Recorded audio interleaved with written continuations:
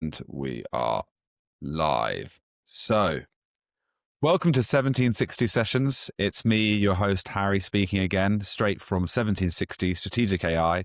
And today I'm joined by the fantastic Maria Cristina Torres, founder of Integral Alternative Medicine, a holistic health clinic that blends functional medicine, integrative therapy, and women's wellness for long-time healing. Maria believes in treating the whole person, mind, body, and environment, and she's passionate about merging natural medicine and data-driven insights to personalized care. Maria, it is so good to see you again and have you here. Thank you. Thank you for having me. I'm No happy worries to at be all. here. So, big first question. What inspired you to start Integral Alternative Medicine? Well, thank you for asking. That's a very good question. So, after being in Western medicine for over 25 years, I became to the realization that even though we were manufacturing powerful medicines, we were not really healing people. And I wanted to work in a more holistic way, but I couldn't find my way to go back to medicine, like person to person, until I found my way with traditional Chinese medicine, incorporating Chinese medicine and other modalities into my practice, and I could be happier. Now I am able to transform women's and obviously men to lives into a more fulfilling life by helping them without medicines. I'm not against pharmaceuticals at all. It's just that I decided to work in the prevention and alleviation of disease. And now I can say that I am more a healer than a practitioner. So that's how it happened. Amazing. And what a journey. I'm just going to pause there because I'm going to edit this out, but I'm still getting a tiny bit of feedback. And I don't know if that's from your microphone or what it could be. Okay, let me But change the font. this is fine, by the way. I can just chop this out, so it's fine. It's better, but it's not as loud. No feedback, but it's not as loud. Is still the feedback? No feedback. We're No fine. feedback now? Yeah, we're perfect. I may need you to just move slightly nearer the microphone because it's a bit quieter. Okay, I'm speaking now. Wait. I need to check. Is it better now? We're good. We're good. Okay, let me Thank you, see. Maria. Sorry about that. No worries. Okay, let me use the mic. Yeah, I'm using the computer ones. Better then? Okay. We are perfect. So thank you for that fantastic introduction, Maria. The next big question is, how did you first discover this methodology? How did you discover the medicine? I'd love to know. Thank you for asking. Yes, it was when I moved to the US about 18 years ago. I was working for a pharmaceutical company, for Abbott in particular, and I was in a completely different position. I was in a management position, and I got acquainted with somebody who was close to Chinese medicine. And when we discussed what my goals were about going back to medicine in a more holistic way, she suggested to check this possibility of Chinese herbs. And that's what brought my attention to this particular style of medicine or philosophy. And I checked it out and I found that the way Chinese medicine approach the individual is completely different. It's holistic and it sees not only the person, but also the environment, including the family and all other factors. And for me, it was really interesting. And I said, well, whenever I have the chance, I will dive into that type of medicine. And sure enough, when my contract with Abbott ended, so that was for me not that easy, but it was really clear to me that I wanted to do medicine in a different way. I didn't want to spend more time in Western medicine, so I just dove in and I did a 4-year degree in Chinese medicine, traditional Chinese medicine. So it wasn't easy, I can but imagine. no, but it was amazing. It was amazing, and I always say that I almost died in the process because it was quite intense. But I made it, and ever since 2013, I'm practicing this particular type of medicine. I opened my office in Chicago, and that's what I've been ever since. So, and I'm happy. I'm happy about that. And I love to hear it. When you say intense, what does that mean? Oh my God. You imagine going back to, well, I did medicine school back in Mexico when I was young, right? So that was in my 20s. So after your 50s, like, oh my God. So you just, or around your 50s, you are already in a different space. So going back to medicine school was not easy. Memorization was huge, and it was hard. Yeah, I can imagine. Yeah, it was good. It was bad. I mean, it was bad in a way, but I made it. I know, and you've got the story to tell at the end of it. So what would you say is the guiding philosophy behind your clinic? What does integral mean to you in practice? Actually, that's why I choose that name, because my aim is to create an environment of healing for the individual in a broader perspective. That's what I call it, integral, because it includes the whole human being, including family and environment. So you're looking at just outside of the person in terms of not just themselves, but what's going on around. Correct. Whatever is affecting the individual, because Okay. it's disease usually is it's a product of a number of factors. A lot of them involve the individual per se, but a lot of factors are external. So there are some certain external factors that we can influence, and I can teach them how to interact with those factors to minimize the damage. I can say that. And so when a patient comes to you, what's the first shift you help them make? Well, it depends. Everybody is different for sure. But the first thing I do is build a good rapport with the patient, because I believe that if we establish a good rapport, that's key, because then they can trust me and they can start opening what's going on, not only physically, but also in other areas. So I would say the first thing is that they relax, they are more confident, they trust me.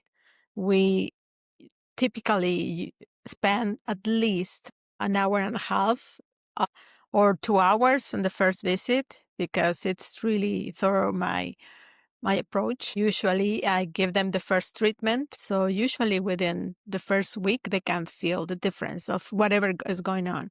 So again, it varies. Some people will come for anxiety and they will feel it immediately, or some other people come for pain and they will feel it within the few hours, or sometimes even in my office while they are there.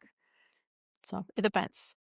Yeah, and it's probably always, I can imagine it's a case by case, different people, different needs. But among your client base, what kind of transformations do you see happen most often? Is it physical, emotional, or is it both? It's a both. It's a combination. I have a good example of somebody who came to me because she has experienced extreme pain in one of his toes, and it was really, really impressive the way she looked. Her toe was completely black. And I thought, oh my God, this probably is gangrene or something else. But she said that that was the least of her problems. So the doctors that didn't even pay attention to that. Turned out that she had a number of problems. She had an autoimmune disease, she had asthma, she had had a pulmonary embolism, she had been in the hospital in and out for the past 6 months, like every single month, sometimes twice, because of a side effect of one of the powerful medicines she got. So she was really a mess. She was completely depressed, pale. She couldn't sleep. She couldn't work. She couldn't take care of her children. She had 2 toddlers and one 6-year-old. She was really in a mess. So I did treat her. And over time, well, first of all, the pain went away within 1 week. Her sleep was good, and her autoimmune disease stabilized. So at first, she showed me the list of medications she was in. It was maybe 18 medications from different specialists. And all over time, the dosage were adjusted and minimized, and she was able to go to work. She was able to take care of her children. I can tell her life completely transformed by like 100%.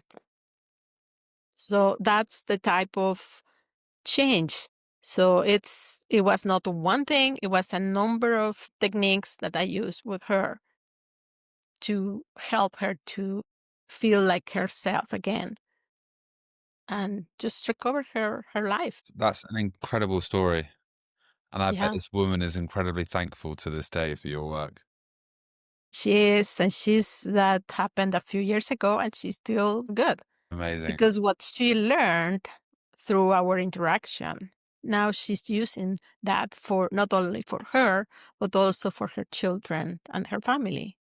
So that transformation permeated even beyond herself. Yeah. So that's really So you're rewarding. almost teaching generational. So Indeed. they will pass on this information to their children and so forth. So it's much deeper rooted what you're doing. I know obviously there's an element of patient privacy and people come to you with a whole host of different problems. Can you just list off a few of the problems that you deal with and how you deal with them probably? Well, pain, as I said, is one of them. Perimenopausal symptoms, women's health, like menstrual pain, it's huge.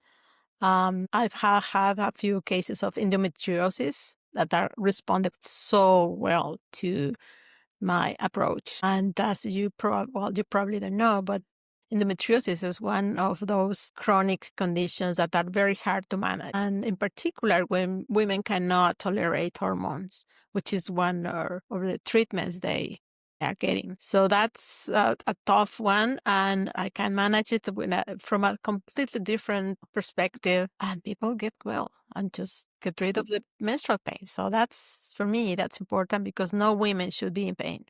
No, not No at all. women should be in pain. Nobody. But we're used to, okay, that's normal every month. Okay. Yeah, I know. Right. No, it shouldn't be that way. Yeah. We have tools to manage it. Yeah. Okay. So we've covered a vast range of what you do, how you help people, the sort of foundations of the clinic. Now let's take a look at the business because a lot of our listeners are solopreneurs like yourself. Um, what does the clinic look like for your office, so to speak, on a day to day in terms of practitioner like yourself, the location, your digital elements? How does that all add up? Well, this practice has have some changes over time. So at first, I was trying to build a clinic and a number of practitioners, and just do more like the standard way to run a corporation. And it was obviously for me, this is a different country, different career, different environment. So it was not easy. But I started building up a little bit. But then the pandemic hit. So like, okay, so people I have hired before, so had to just stay home, and then they didn't come back. So it was a lot of adjustment. So I had to tweak a little bit. And I realized that I needed to find a better way to address my patients. So I created more ways to help them remotely via video. So I added other techniques and I was able to support my patients even during the pandemic. And then I continued doing that. So I expanded more my online reach with people, my virtual reach. So I have more clients. Sometimes I call them because they're not in my area, but I can coach them and I can help them to overcome their issues. So therefore, that became more a solopreneur because that's only my approach is my approach. Yes, of It's hard course. to reproduce that. So that's why I see patients in 2 locations. I have a selected number of patients. I don't see volumes. I can't because I invest so much in every single patient that Yeah, I yeah. really need to focus on a few. So I have a booking online, and I have an assistant that supports me for some activities, and obviously I have contractors for bookkeeping and other things. But yes, Which systems within that are you running and which are you outsourcing? front desk person in each location, so that's helpful when I Very, yes, and for then scheduling. So yes. do you feel any manual pressure at all from maybe scheduling, patient intake, or maybe anything like post-visit follow-ups? No, I have that sort of automated with my electronic record system. I manage with that. So for patients itself, I have a HIPAA compliant system. And for coaching patients, I basically manage myself. So that's what it's obviously it's tax consuming, Yeah. time consuming because I have to do it myself. Yeah, it is what it is for now. And it's okay. It's okay for now. So with that, which parts of the business do you want to grow then? I want to grow the online part. I want to reach out more people because I know there's so much I can do directly, but there's so much I can do in education. I can educate people and show them how to stay healthy. And I can do a lot of coaching. So I am creating online training. It's a process, of course. I wrote a book that's still in edition now about perimenopause. And so the education is my next step, and I will rely, of course, a lot in technology. We know it's now very advanced and moving fast, as fast as I mean I cannot keep up, but I'm trying to stay current with all the Aren't we all? advancement of technology. Yeah.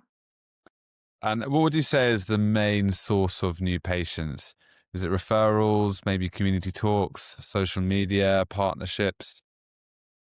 So far has been network and referrals person to person, but also people find me online by Google. I mean, local people find me in Google. And yes, I'm reaching out more external possibilities like masterminds and groups like virtual groups where I can introduce my approach to other people. And yes, webinars. And right now, that's what I'm doing right now. Cool. And what content that you've been putting out do you think resonates the most?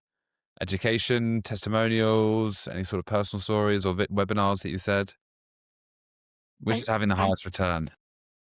I think when I am able to share my success stories, it's very, very powerful.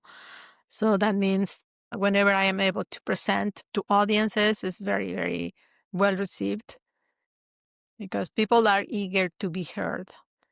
People are tired of this 5-minute consultation with the Yeah. doctors that they don't explain anything.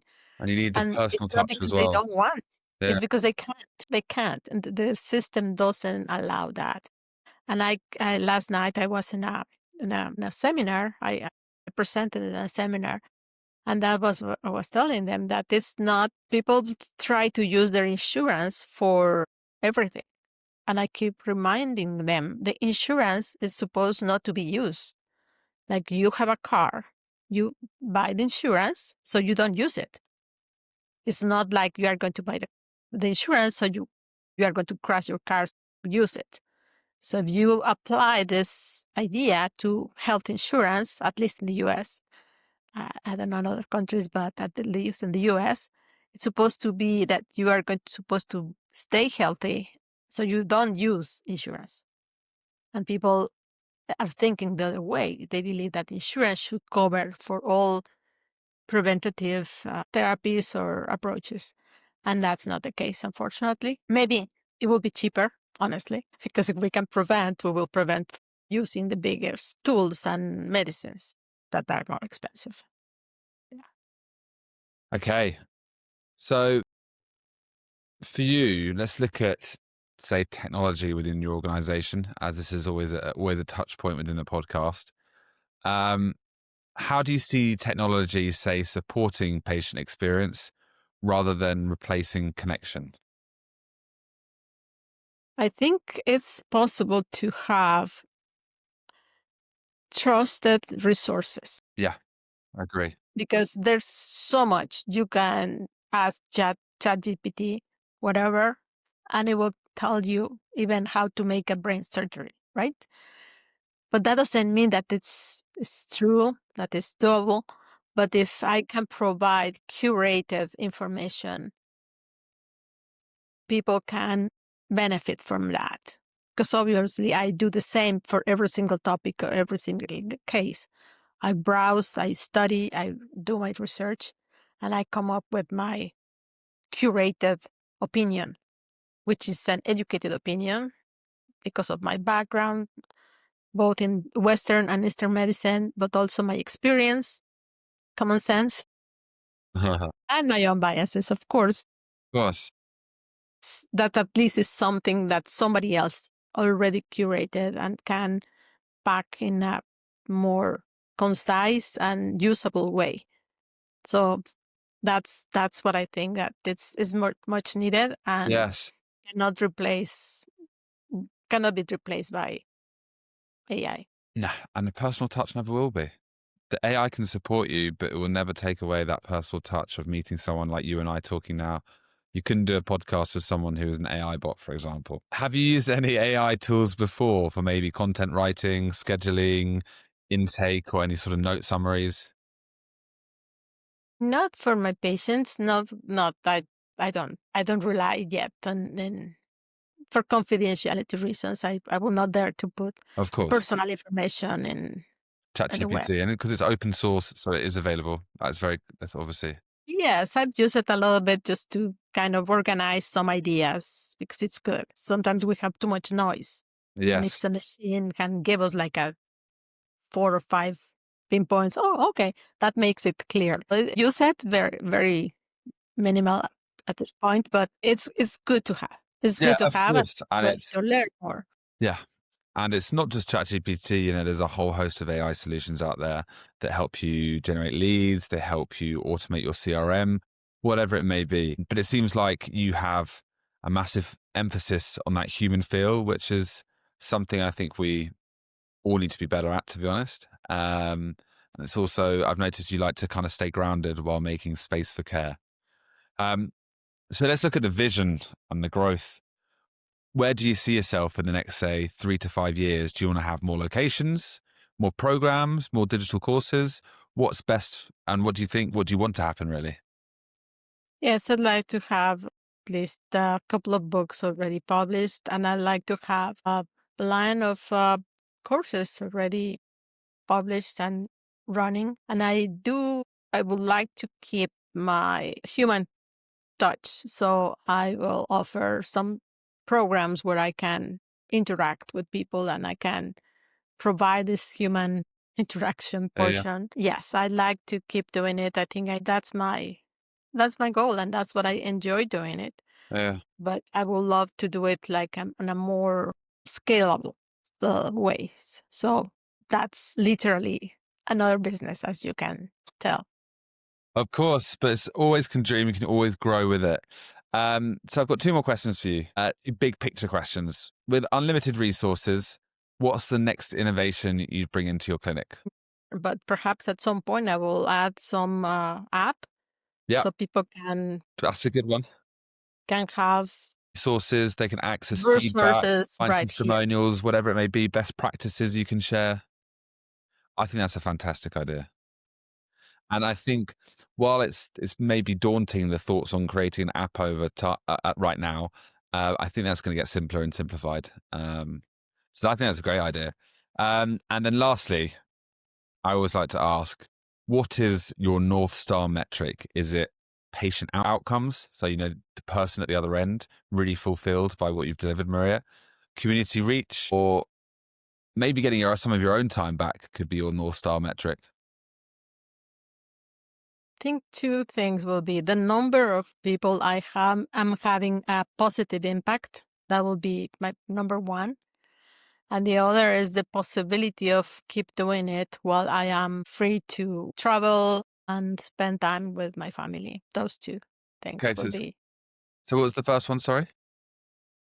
having impacted a have an impact in a high number of people. Amazing. So the number of people I have impacted, that's So would probably you need to get some more people through the door?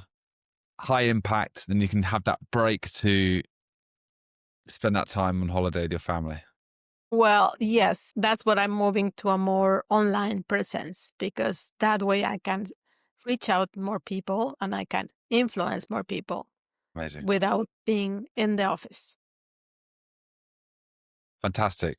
Well, Maria, honestly, I think your organization is fantastic. I've said that to you before, and I think what you're doing for women's health is amazing. And I think switching over to natural resources like Chinese medicine is something that everyone needs to consider because it's not always the best way to go down the system way. But I hope to have you back on the podcast another time and we can dive deeper. But that was quite a high level intro into what you're doing and how the business is looking. And yeah, thank you very much for coming on. You are very welcome.